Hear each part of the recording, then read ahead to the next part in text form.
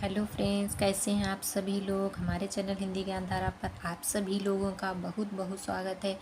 आज हम सभी लोग पढ़ेंगे समास। पिछले वीडियो में पढ़े थे व्यंजन संधि, संधियों का भी सारे वीडियो क्लियर हो गए। अब पढ़ेंगे समास।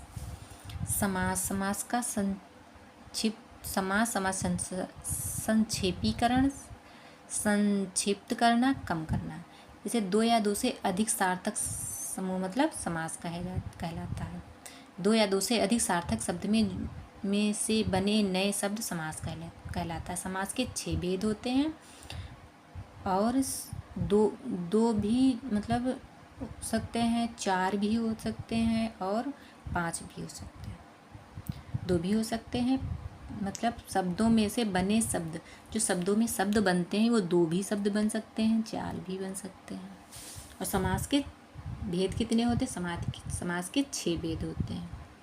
कहीं कहीं पे 4, कहीं कहीं पे 4 है, मगर कहीं कहीं पे 6 हैं।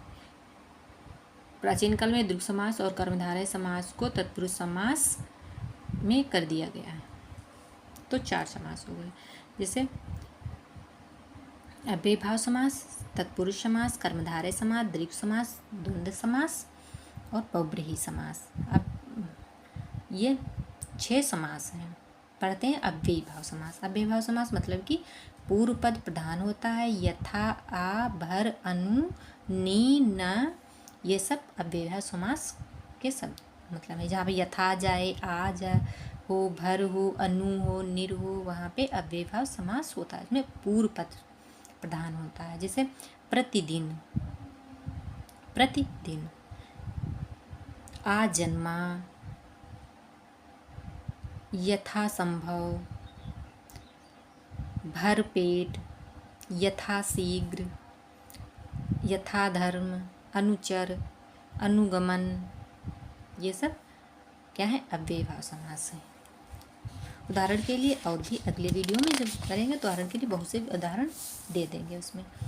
फिर है तत्पुरुष समास। इसे उत्तर पद प्रधान होता है। इसमें तत्पुरुष समास में उत्तर पद प्रधान होता है, उसमें पूर्व पद प्रधान होता है, इसमें उत्तर पद प्रधान होता है। जैसे को, से, का, लिए, का, रा, री, में, पे, पर आदि, ये तत्पुरुष समास के है। जहाँ पे रा आ जाए, को आ जाए, से, लिए मतलब रा, री, पे, ये मतलब तत्पुरुष समास होते हैं। इसमें कारक चिन्ह होते हैं।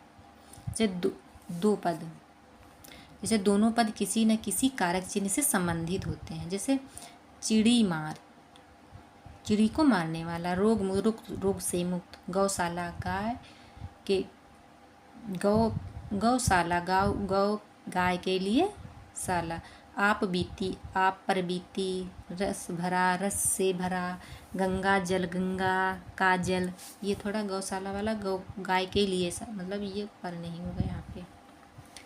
ये फिर है कर्मधारय समास है। ये तीसरा है कर्मधारय समास। इस समास में एक पद विशेष होता है, दूसरा पद विशेषण होता है, दूसरा पद विशेष होता है। कभी दोनों पद विशेषण हो जाते हैं। जैसे पूर्व पद में अप्रधान होता है, उत्तर पद प्रधान होता है।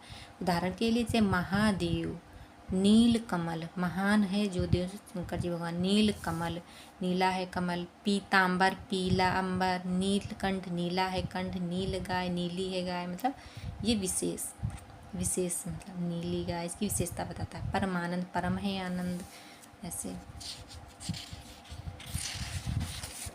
फिर है द्वंद्व समास। द्वंद्व समास में योजक चिन्ह का प्रयोग किया। द्वंद्व समास में योजक चिन्ह का प्रयोग किया जाता है। बस क्लियर, बहुत छोटा सा इसमें साधारण सी बात है। योजक चिन्ह जहाँ लगा हुआ द्वंद्व समास होता है। जैसे माता पिता, माता पिता, छोटा बड़ा, छोटा बड़ा, भला और बुरा, रात और दिन, माता और पिता, छोटा और बड़ा, भला और बुरा, रात और दिन, ऐसे द्वंद्व समास होते हैं। द्विगु समास, जिस समास का पहला पद संख्यावाची होता है। संख्या मतलब गिनती। जैसे पंचवटी, 5 वटों का समूह। चौराहा, 4 राहों का समूह। त्रिकोण, 3 कोणों का समूह। त्रिभुवन, 3 भुवनों का समूह। पंखड रस, नवग्रह, नवग्रहों का समूह, ऐसे ये वाला द्विगु समास में संख्या होती है। फिर है बहुब्रीहि, मतलब ये है छठा है बहुव्रीहि समास। वह समास जिसका दोनों पद प्रधान हो उसे बहुव्रीहि समास कहते हैं। इसमें दोनों ही पद समान प्रधान होते हैं। देवी देवता या महत्वपूर्ण लोग होते हैं इसमें वेरी मतलब देवी देवता मतलब बहुत महत्वपूर्ण VIP लोग होते हैं इसमें, जैसे कि दशानन 10 मुख जिसके अर्थात रावण। नीलकंठ नीलकंठ है जिसका शिव। लंबोदर लंबा है उदर जिसका यानी कि गणेश जी का लंबा उदर, लड्डू बहुत खाते हैं। गिरिधर को धारण करने वाला यानी पर्वत, जो गिरि पर्वत है उसको किसने धारण किया था? कृष्ण जी। महावीर महान है जो वीर, महावीर।